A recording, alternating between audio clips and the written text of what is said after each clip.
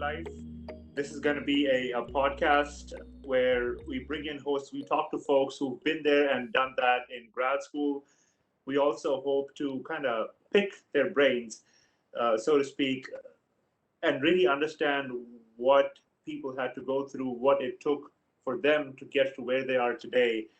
Um, my name is Sid Tatum, and I have my co-host, one of my really good friends from grad school, Salva, as I know her, Dr. Salva Arafa, who is an accomplished pharmacist. Well, I got to know of her as Buff Silva. I'll let her talk about that. But I guess the idea is to just get together, have conversations about grad life, um, kind of experiences, what kind of journeys have people had. Salva and I are hoping to talk to several folks on here as a podcast, as a video recording of sorts. But then before we did all of that, I guess the idea was to just jump on a call and talk about why we're doing this, talk a little bit about our journeys, and the whole reason why we got together to have this conversation. So enough of me rambling on. Salva, take it away. Woohoo! That's our very, very, very first episode. I'm so excited. First episode, Prelude, call it whatever, but super stoked. So, Salva, first off, how's your day been so far? This being super busy. Hashtag mom life. Hashtag working mom life. Hashtag hustle life. Yep. Hashtag podcast life. Podcast life. All right. I love what you Sweet. said about the intro. Like, we've been there and done that. We're two graduate students. And when I had this idea in mind, there's no better person to do it. Like Sid, he was like he's still a superstar, but he's always been like super involved on campus. When we met, we were in grad school, and like he kind of like pulled me out of the grad student bubble, the lab / first author paper / anxiety. But yeah, like we're hoping that those stories that we share, by like our friends, graduates, will inspire you and help you fight through. Because you know what, no matter where you end in life, in 99%, I regret to inform you, it's not going to be professorship.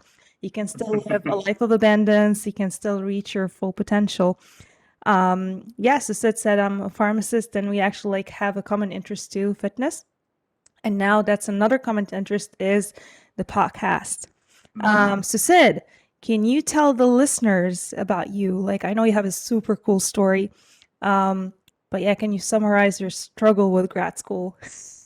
Sure. Yeah, I'll jump into my journey, so to speak. And I'll keep it short, and I'll spare the details and the boring stuff. But the gist of it is that I started grad school in 2012. I'm originally from India, moved to Cincinnati to UC. Shout out Bearcats. Um, Woo, get a master's in Bearcats. chemical engineering. Yeah, I love that sweater. Moved in 2012 to get a master's in chemical engineering. Eventually ended up also going to the College of Business, well, not going to, pretty much staying back at UC to get an MBA as well. Spent 5 years in grad school, which is considered to be on the higher side of the spectrum, I suppose.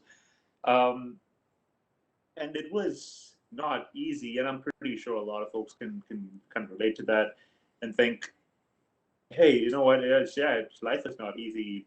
Deal with it. But then I think there's a certain stigma that comes with being in grad school and saying that it's not easy. It's like, oh my God, am I gonna be seen as a failure if I say, yeah, it was tough?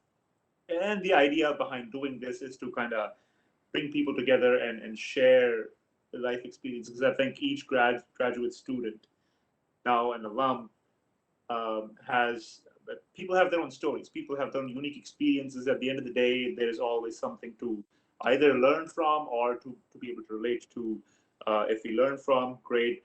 If we relate to, it gives you a sense of, you know what, I'm not the only one who went through this, and I'm glad that I'm not the only one. So there's this sense of community. But getting back to me, um, like I said, I started back in 2012 as a master's student in chemical engineering. Got involved in research that was something that I had not done before. I found it pretty interesting. got involved on campus quite a bit as a coping mechanism to deal with the stressors of grad life. Hadn't gotten used to an academic system like this before. College in India was very different from what it was here in grad school. Um, got involved. One thing led to another. One involvement led to another, and kind of gave me put a bug in me, so to speak, for higher ed and getting people together, getting graduate students together. And I'm like, okay, so all of us are on this boat. Let's just have fun while we're on this boat. And eventually, people are gonna go their own places, but for the time that we have together, let's just get together, have fun, talk about a bunch of stuff that we wouldn't otherwise talk about inside our lab, inside our office spaces. Let's go have some coffee. Let's go attend a bunch of stuff. Let's go dress up for Halloween and things like that. So I've had some really fun stuff happen to me during my grad life. It was also toughest uh, times of my life yet, but it was also most rewarding so far. Um, the reason why I think it is good for graduate students to kind of get together and talk, graduate students, graduate alumni, to get together and talk is to build a network of sorts. Now, when I was a graduate student in the College of Engineering, working towards chemical engineering degree, I was trying to reach out to a lot of folks just to kind of get an understanding of what their experience was, that I could learn from it and hopefully be successful in my job hunt. Reached out to a lot of people. I said, hey, you know what? I don't have access to the alumni. I don't know who was here before me. So could you folks please put me in touch with them? And I was hit with a, you know what? We don't really keep a track of that. You're on your own. We'll talk about it. We'll see what happens. And then that office sent me to a different office. From there, I went to a different office, and then the buck kept moving on. And then people told me, yeah, we don't know. It's not our responsibility to keep a track of where international graduate students go after they graduate. One of them even hit me with a, hey, you know what? We're not really concerned about international graduate students as of now. Nobody has $1 million to give back right away. We're short staffed. We're not gonna, devote our resources towards um, putting together a graduate network. So the idea behind this stemmed from way back in 2015. Obviously, slow steps, baby steps, one thing led to another. And in 2017, I started a Facebook page called International Alumni Network, wherein the idea was to just do what we're doing on a call, except do it as posts. Post about graduate alumni and what kind of fun they had, what kind of events were they a part of, what did they learn through their grad schools. Basically, share their experiences in hopes that at that time, current and prospective students would look at it and just kind of relate to and maybe reach out to folks. If somebody was working at company ABC and I saw their post, the idea was to reach out to them and say, hey, you know what? I read your story on this page. Just wanted to introduce myself and say, hi, I'm in the same boat that you were in back then. So that page started off in 2017. One thing led to another. Life happened, job hunt happened, and that project kind of got shelved. Fast forward to 2021, and you and I were talking about getting on Clubhouse and talking about the grad experiences, not just mine and yours, but just people from all over the world. Like I said, Right. everyone has a story to share. Mhm. And I'm like, that sounds like a very cool idea. And then we kept talking, and I parallelly wanted to do a podcast. You wanted to do your Clubhouse activities, and we're like, you know what? Let's put those ideas together and see where this goes. And over the years, I've met a whole lot of cool people, yourself included, that I've learned a whole lot from, that have been pretty inspiring.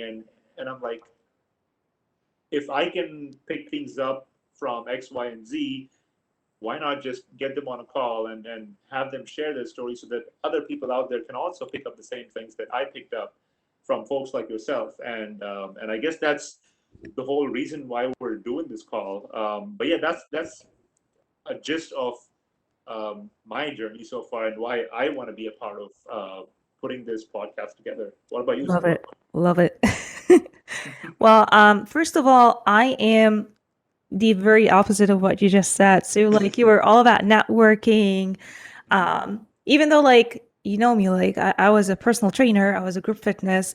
I love people, I love being around people, but for some reason I was super fixated on the idea if I want to graduate and succeed on that academic path, I have to be an introvert. Like I have to isolate myself, right? That's a lot of people have the same mindset and I don't understand why.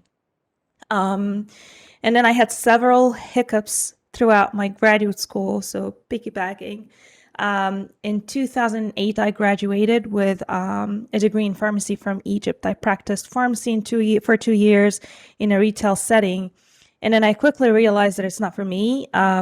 It's just they did not, or like the system didn't have the patient like best interest at heart. So, and I always wanted to teach. I always wanted to be an academic. So I'm like, you know what? That's a sign, and I should just make the move now. And I switched to academia. So I went back. I did a master's, and then I moved permanently to Cincinnati to do my PhD. And it was really rough. Like it was a different environment, different climate. I'm I'm a girl who came from the city, and all of a sudden Cincinnati is super small, super quiet. And then again, like most of the people that were around me in the lab were like, just focus, work. Oh my God, you're going to the gym, you're wasting time. And I was in that mindset for 2-3 years. I was super depressed. My advisor passed while I was doing my qualifying exam, and I felt like I was the only one in this situation. Like I I isolate cannot myself. imagine what that Yeah. must be like. I cannot imagine what it must be like to be a PhD student to begin with, but to go through all that. But sorry, I'll let you complete. Go on. No, I mean, yeah, it's rough. It's rough, and like you said, I love what you said about the stigma of people speaking up and saying that it's tough. That's why we're having this conversation, right? That's why I really wanted those stories to come out so that people feel and know that they're not alone and there's light at the end of the tunnel. Like you're not at the job that you want to be at right now. And yes, even though I switched careers, I'm back to being a pharmacist here. I'm much happier, but I don't know if this is it for me. And you know what? I'm just enjoying the journey. I'm not isolating myself anymore. All those hiccups, if I didn't start reaching out to people, I would have probably dropped out of grad school. Like my first hiccup when my advisor passed, that's when I started reaching out for people who were actually like an alumni. Someone got me in touch with someone who was in that same lab previously. He's an alumni of the neuroscience program, which I was in, and he put me in touch with someone else, and I found the match made in heaven lab, and that's when I finished my PhD in 3 years. I wasn't in love with my research project. Yes, you guys don't have to be in love. Find the perfect project with the perfect data. Just graduate, get the experience, get the skill set, move on. And then I found you, right? Like when I was, when they made me, actually, like it wasn't by choice. They had to pass the flame to the president of the Graduate Association of the College of Pharmacy. And I think it was by seniority and by vote. And I was voted in. I'm like, okay, wow.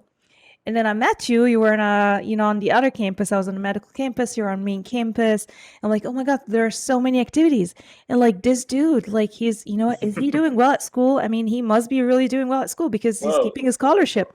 You know what I mean? Like, but you were super active, super involved, super friendly. So that also helped me push through because I had my baby Abel like the last year of grad school. So if it wasn't for people like you, people with like really positive mindset and like sharing stories of struggles, not like, oh yeah, I published like 5 first author paper in my first year. And truth of the matter is, like, you didn't do all the work on the 5 papers. Now we know that.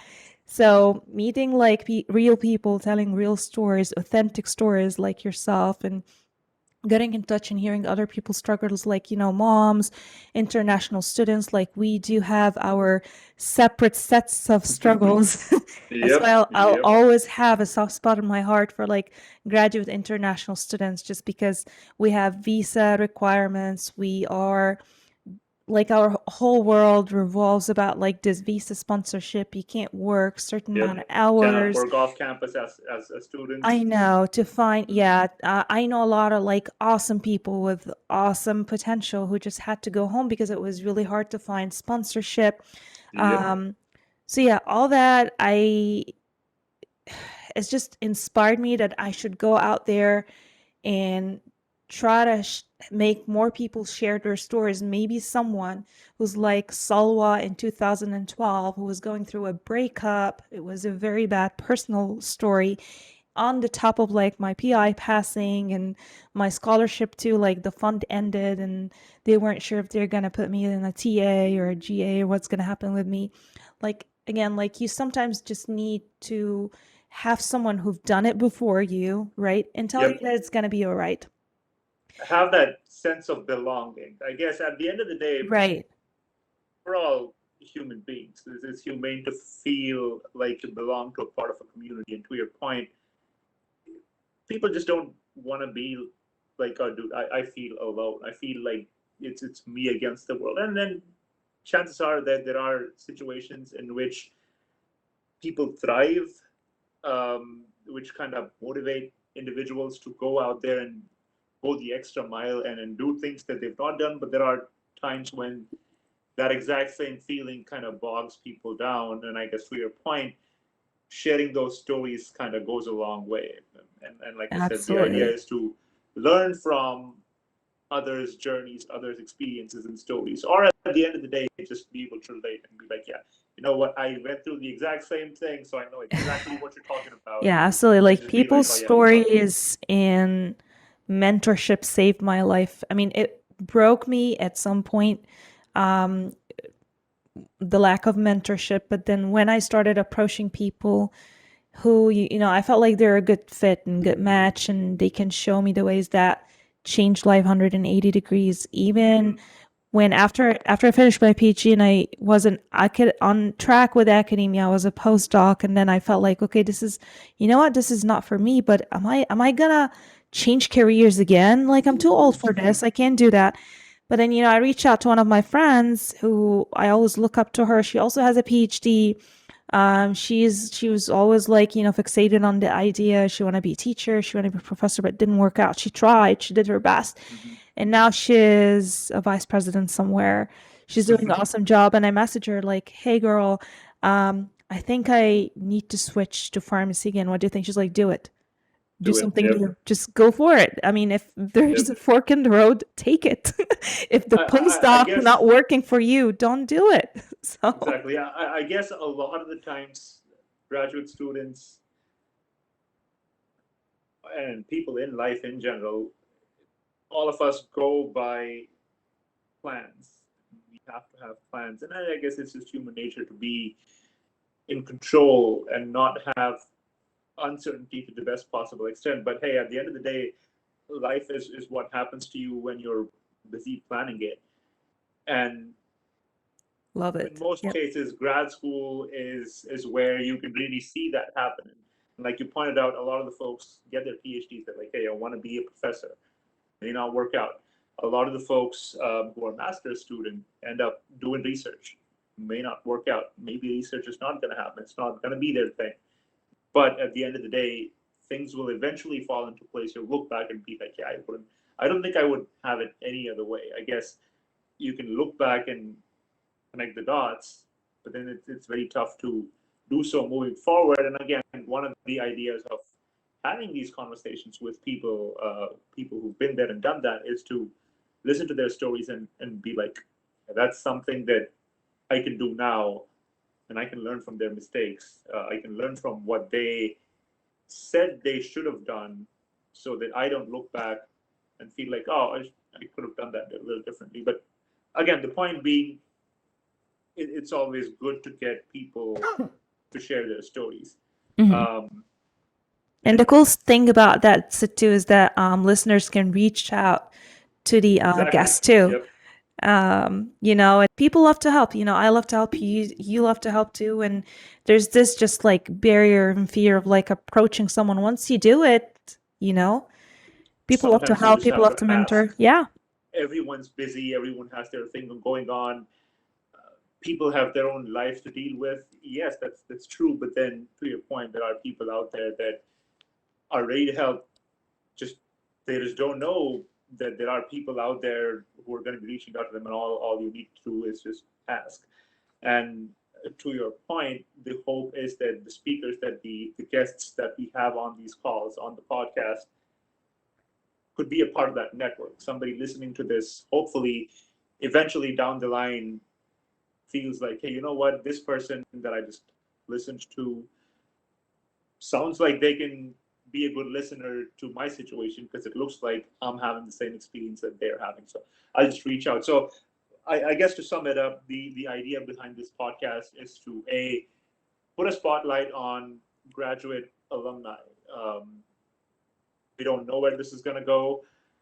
Right. Maybe one day we'll talk to graduate students also, but at this point, I think the idea is to throw a spotlight on the life and the journey and the experiences of graduate alumni for current and prospective graduate students to listen to, and have that network between current and prospective students with the people who've been there and done that. And if need be, reach out to talk to them, because we're all a community. Once in grad Right. school, always in grad school to a certain extent. Absolutely. And then if I can chime in on that, Sid, too, like we'd really also like to bring you guys the non-traditional careers or jobs. Like right now, Yep. there's a lot of scientists in policymaking, for instance. Like a couple of years ago, that was not unheard of, but it's like, why would you want to do this, right? Uh, yeah, or like some people, like a lot of people in the corporates, and you have to have like certain skill set that's totally different from an academic. I'm not saying better or worse, or I'm not comparing, it's just different. So you get a feel, maybe, everything is going super smooth for you. I'm super jealous if that's the case. Yep. But at least you get a feel if you're at this stage where you're trying to decide which way to go. So we're hoping, like, by introducing those non-traditional jobs or non-traditional careers that kind of help you brainstorm what you want to do.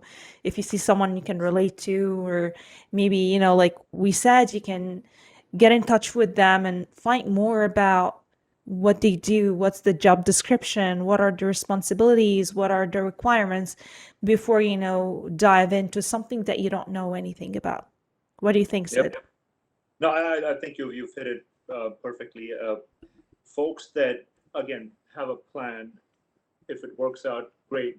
But if it does not, you can listen to these non-traditional stories, so to speak, and think, okay, so these are the options that I did not consider before, that I now know exist out there. So you know what? Maybe things are not as bad as I thought they were. And one of the other things that I think is important to mention is that I've always had the sense that graduate students, in the grand scheme of things, are kind of an afterthought. That's just me personally. I something drastically has to change to make me change my mind on that. But in general, I think graduate students and graduate alumni, even more so, are more of an afterthought.